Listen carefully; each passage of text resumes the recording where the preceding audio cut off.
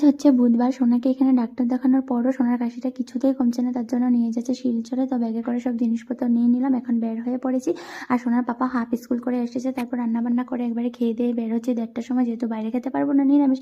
আর সোনার কাণ্ড দেখো, আমাদের দুইজনের মিডিলে বসে একবারে যাচ্ছে হিরোর মতন পকেটে হাত ঢুকিয়ে। তো এই যে কথা বলতে বলতে হসপিটালে এসেও পড়লাম। আর আমাদের টোকেন ছিল 13 নম্বর। তো এসেই দেখি সব বেবির একই অবস্থা, জ্বর সর্দি কাশি। আর আজকে আসার সময় আমার এত বেশি বমি হয়েছে, অনেক উইক লাগছিল। সোনাকে ওর পাপার কোলে দিয়ে আমি একটু বসে পড়েছি। তারপর সোনার পাপা গেছে মেডিসিন আনতে। সোনার চারিদিকে গাড়ি টাড়ি দেখে অনেক আনন্দ পাচ্ছিল। তারপর ঘর থেকে বানিয়ে নিয়ে এসেছিলাম সোনার খাওয়া। তো গাড়িতে বসে সোনার খাওয়াটা খাবিয়ে নিলাম। এসে পড়লাম বুটিয়া মার্কেটে। এখানে জিনিসগুলো অনেক সুন্দর, কিন্তু হাই রেঞ্জ অনেক। তো আমার জন্য একটা সিম্পল সোয়েটার আর সোনার জন্য ইয়েলো টুপিটা নিয়ে নিলাম। তারপর ইচ্ছা হচ্ছিল একটা ফুল নেওয়ার, তো পিঙ্ক রোজটা নিয়ে নিয়েছি।